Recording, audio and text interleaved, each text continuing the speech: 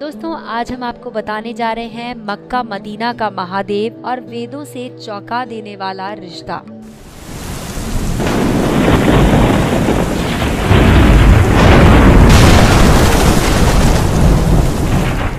दोस्तों मक्का को दुनिया इस्लाम का तीर्थ स्थल मानती है। दरअसल उसके बारे में कुछ लोगों का मानना है कि आज से हजारों साल पहले वो हिंदुओं का तीर्थ स्थल था। कहा जाता है कि यहाँ भगवान मक्केश्वर महादेव का मंदिर हुआ करता था। कुछ लोगों का ये दावा है कि वहाँ पर आज भी महादेव का शिवलिंग मौजूद है। एक मान्यता के अनुसार जो भी मुस्लिम वहाँ हज के लिए जाता है वो वहाँ संगे अस्वाद मानकर इसी शिवलिंग को चूमते हैं। ये यहाँ कहाँ से आया, इस शिवलिंग के विराजमान होने के पीछे जो कथा है वो ये है कि भोलेनाथ ने रावण की तपस्या से खुश होकर लड़ाई जीतने का आशीर्वाद देते हुए शिवलिंग दिया और कहा कि इसे तुम जहाँ भी रखोगे वो सदा के लिए वहीं स्थापित हो जाएगा। जब रावण आसमान के रास्ते अपने महल की ओर जा रहा था तो रास्ते में उसे अचानक पेशाब आई, जिसके चलते उसे वो शिवलिंग किसी को पकड़ाना पड़ा। जिसे वो शिवलिंग पकड़ने के लिए दिया वो देवताओं के ही पक्ष का था, क्योंकि ये शिवलिंग यदि लंका में स्थापित हो जाता तो देवता रावण से कभी विजयी नहीं हो पाते। इसीलिए ये शिवलिंग रावण से लेकर उसी स्थान पर रखना पड़ा और शिवलिंग हमेशा के लिए वहाँ पर स्थापित हो गया। ये जगह कोई और नहीं मक्का ही थी। शिव की संगिनी गंगा भी वहाँ पर मौजूद है। भगवान शिव और गंगा का एक साथ रहा है। जहाँ शिव होंगे वहाँ पावन गंगा और चंद्रमा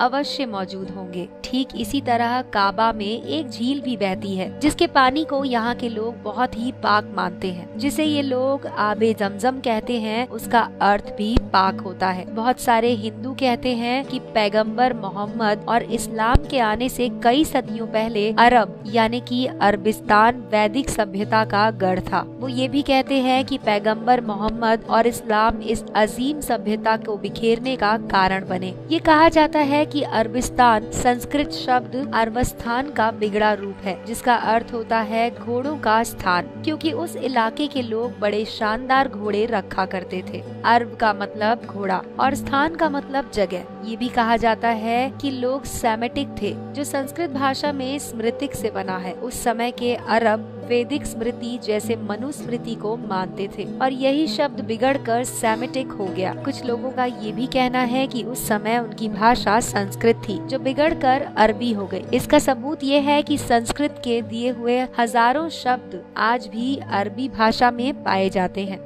इस विषय पर अरबों का मानना है कि सेमेटिक जरूर है, परंतु उनकी जबान अरबी ही असल जबान थी जो बिगड़कर संस्कृत हो गई। इसके सबूत में वो कहते हैं कि आर्य लोग अरब की ओर से हिंदुस्तान में दाखिल हुए। पैगंबर मोहम्मद का समय आने तक अरबों ने अपनी जबान यानी भाषा को इतना विकसित कर लिया था कि वो अपने आगे सारे विश्व के लोगों को अजम यानी कि गूंगा कहा करते थे। वो इस बात पर गर्व करते थे और अरब रोजमर्रा की जबान में भी कविता की तर्ज पर बात किया करते थे। इस बहस को दोस्तों अलग रखते हुए हम इस नतीजे पर तो जरूर पहुंच सकते हैं कि अरबी और संस्कृत भाषा का स्रोत एक ही है और दोनों जबानों में अनगिनत समानताएं आज भी देखी जा सकती हैं। ये भी दावा किया जाता है कि जब पैगंबर मोहम्मद और अली ने काबा से बुतों को बाहर किया तो उन्होंने काला पत्थर संगे अस्वद को वैसे ही छोड़ दिया। ये कहा जाता है कि काला पत्थर शिव का निशान है और इसी कारण इसको छोड़ दिया गया, जो आज भी काबा की दक्षिण पूर्वी दीवार के पास मौजूद है। एक अन्य जगह पर लिखा है कि विश्व भर से मुसलमान काबा में मकामे इब्राहिम की जियारत करने आते हैं। ये दरअसल ब्रह्मा की कुर्सी है। शब्द इब्राहिम दरअसल ब्रह्मा का बिगड़ा हुआ रूप है।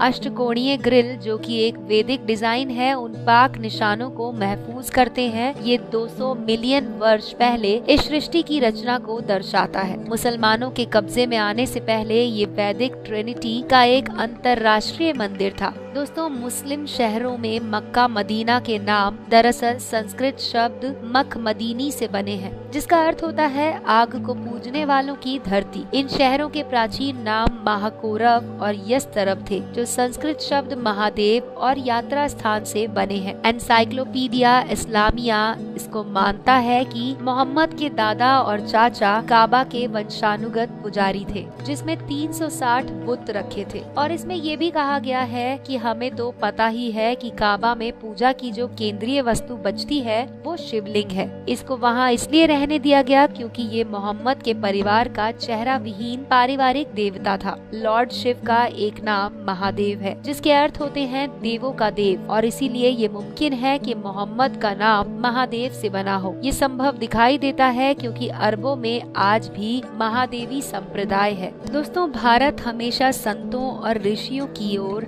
सच्चाई और इंसाफ की पावन धरती रही है। पैगंबर मोहम्मद ने यकीनन शिव के बारे में काव्य पढ़ा होगा, क्योंकि उस समय भी अनेक कविताएं उपलब्ध रही होंगी। लेकिन हमको याद रखना होगा कि वेद ने मार्ग दिखा दिया था, किंतु इसके बावजूद राम को आकर वैदिक शिक्षा को पथ पर लाना पड़ा। वेद की ही समझ में आई त्रुटियों को दूर करने के लिए कृष्ण को आना पड़ा। यहाँ तक कि उन लोगों से लड़ना भी पड़ा जो अपने को वेदों का सबसे बड़ा मानने वाला समझते थे। दूसरे ऋषियों ने भी कोशिश की कि जनता को वेदों की सच्ची शिक्षा दी जाए, परंतु इनके मानने वाले सत्य मार्ग से बार बार भटकते रहे। विक्रमादित्य ने यकीनन अरब की भूमि की ओर संत और शिक्षक भेजे होंगे, लेकिन बाद के मानने वाले वेदों की असली शिक्षा से बहुत दूर भटक गए थे। यदि हम पैगंबर मोहम्मद के जन्म के समय मक्का और अरब के लोगों का हाल देखें तो साफ हो जाएगा, वो भले ही शिव को याद रखें, परंतु बेगुनाहों का खून बहाते थे, अपनी बच्चियों को जिंदा जमीन में दफन कर देते थे और हर प्रकार की बुराइयां जैसे जुआ खेलना, कई पत्नियां रखना, गुलाम और दासी प्रथा, उनके साथ अमानवीय व्यवहार, यहाँ तक कि ऐसी कोई बुराई नहीं थी जो उनमें नहीं पाई जाती थी। सारा समाज कबीलों में बटा था। सच तो ये है कि जुल्मत को भी पता था कि नूर मक्का में ही अवतरित होगा, और इसीलिए उसने उस इलाके के लोगों को गहरे अंधकार में ढकेल दिया था। दोस्तों, भगवान शिव के जितने रूप और उपासना के जितने विधान संसार भर में प्रचलित रहे हैं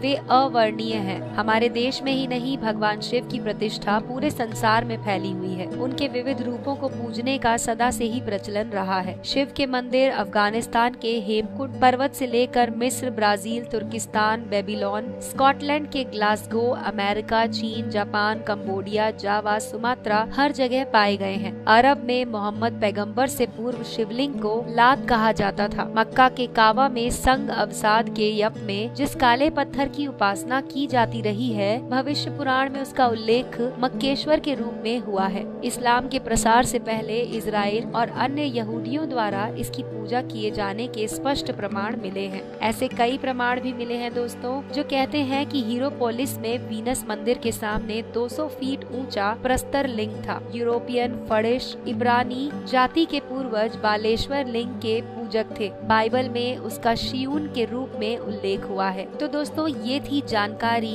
जो बताती है कि मक्का मदीना का महादेव और वेदों से चौंका देने वाला रिश्ता है। आपको हमारी ये जानकारी कैसी लगी, इसके बारे में हमें जरूर लिखें। दोस्तों, अपनी राय व सुझाव हमारे वीडियो के कमेंट सेक्शन में लिख सकते हैं।